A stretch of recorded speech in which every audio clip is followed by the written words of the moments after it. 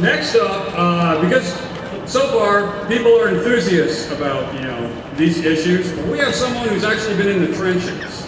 His name's Glen Bradley, and you probably didn't know it, but he was actually a state representative for a while, and he made a lot of waves.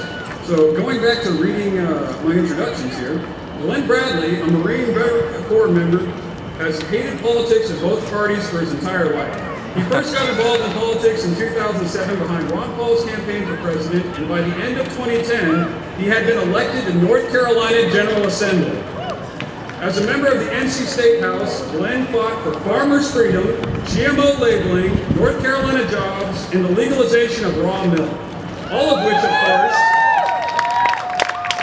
of course, was too controversial to be considered by the General Assembly. What a shock. After being sent home by the establishment because of redistricting, Glen Bradley decided to fight back and run for vice chairman of the North Carolina Republican Party. A threat so grave that they brought in Karl Rove himself to stop him. Today, Glen Bradley is going to share with us exactly what makes him so controversial and what that means for our fight against Monsanto. Please welcome former Representative Glen Bradley.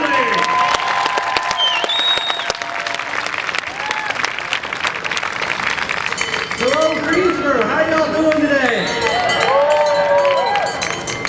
My name is Glen Bradley, and yes, I'm actually running, and believe it or not, I'm competitive for the vice chairmanship of the North Carolina Republican Party.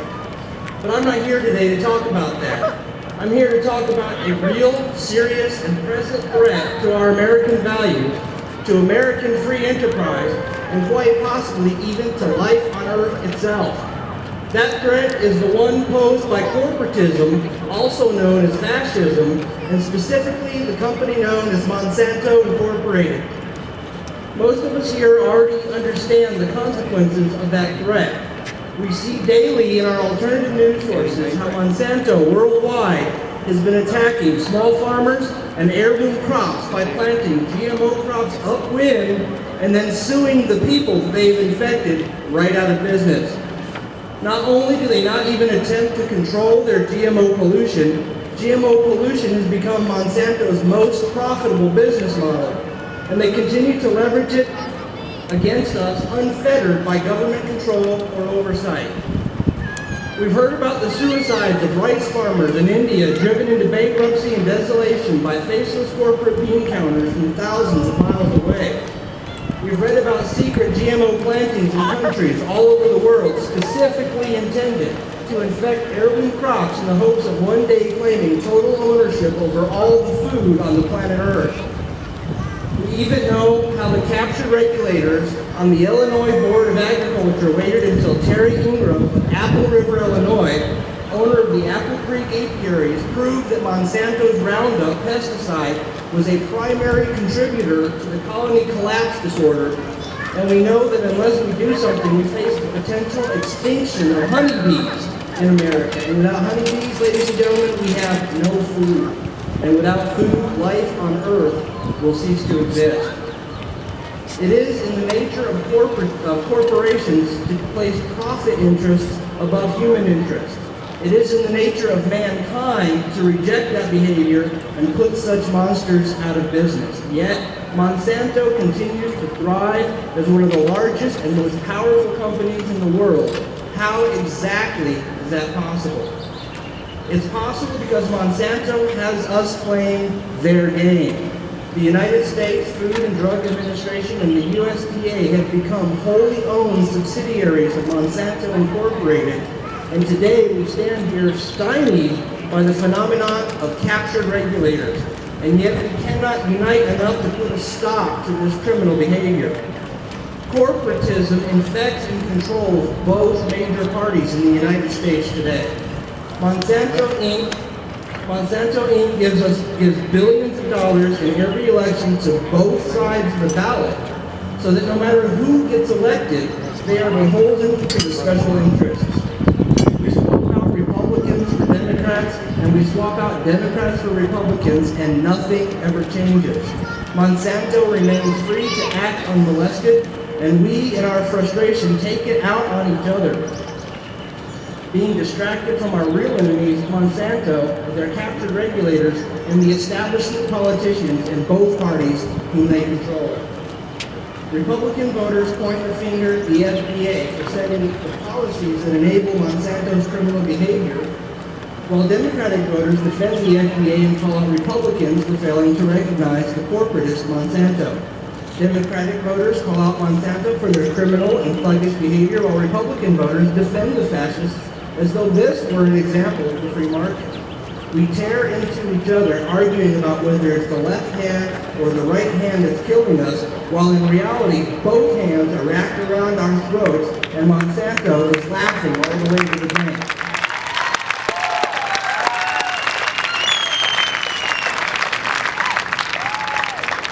They stay in power because we, the anti-establishment forces in both parties, cannot stop beating each other up long enough to stand together and face the real enemy, the establishment leadership on both sides of the spectrum, enabling the corporate fascist behavior of Monsanto and their criminal ilk. Occupy America calls the Tea Party's right-wing nut theocratic fascists, and the Tea Parties call Occupy left-wing nut hippie communists, and we are all too busy hating each other to recognize that we all have more in common than we have against each other.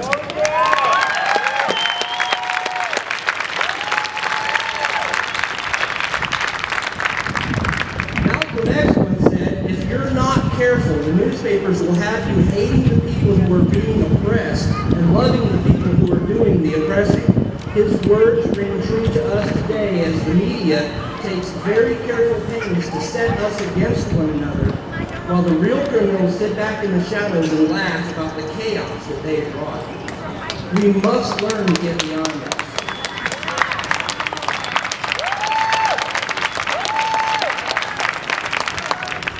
The threat posed by Monsanto is real and it is imminent.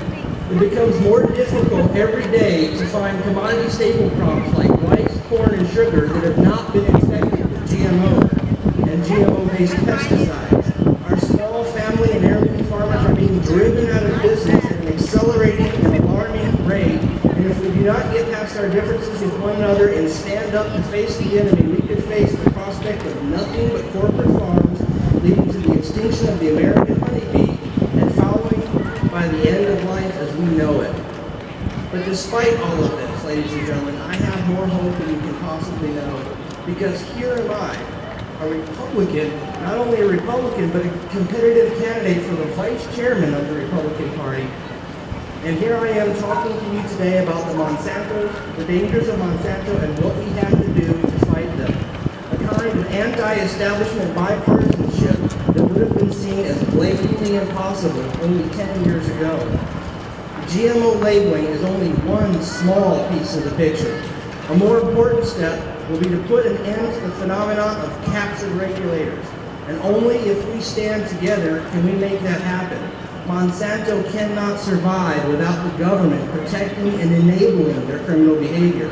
We cannot and we must not tolerate the nonsense like the FDA banning the labeling of salmon as GMO-free on one day, and then the next day approving GMO salmon for human consumption. This must not be a partisan thing. It will only work, ladies and gentlemen, if it is an American thing.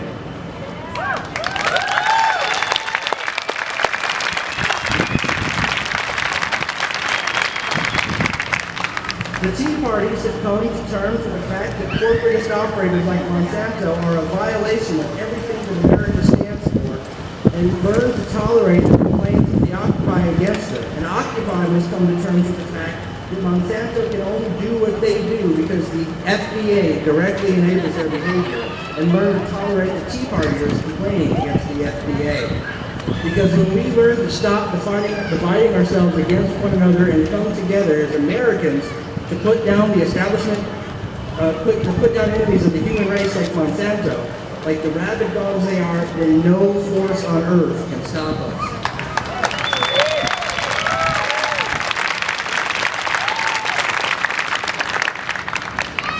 Right now, I want to say a word about House Bill 379 in the North Carolina General Assembly right now.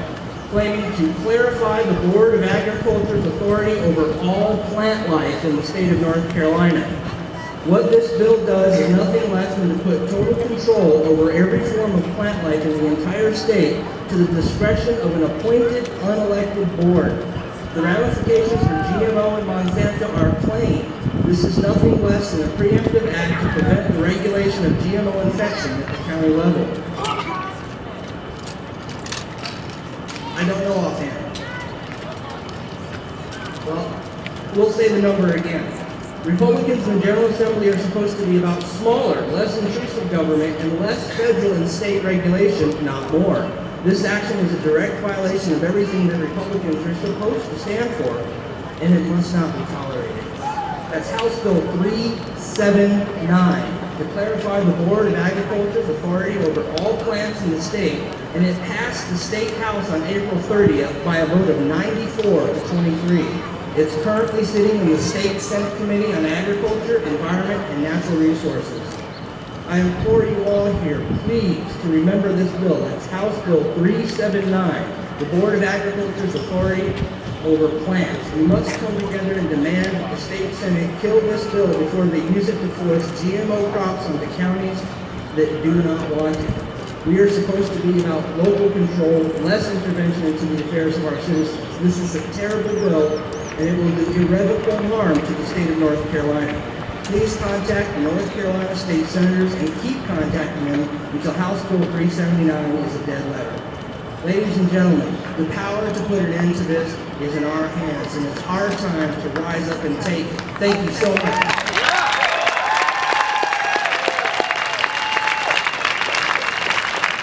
Thank you, Glen Bradley. You heard it from some guy who's in the trenches. Now, as he said, and as some of our speakers coming up are going to say, call your state senator, call your, state house member. I don't know their number off the top of my head. I don't know about you guys. So we have a website to keep this going, to keep built on this momentum, just so this isn't like a assembly and then we go and do nothing. If you go to nogmogso.com and you click on there, we also have a Facebook group we're starting. And from there, you'll find important links. For one example, if you go to nogmogso.com,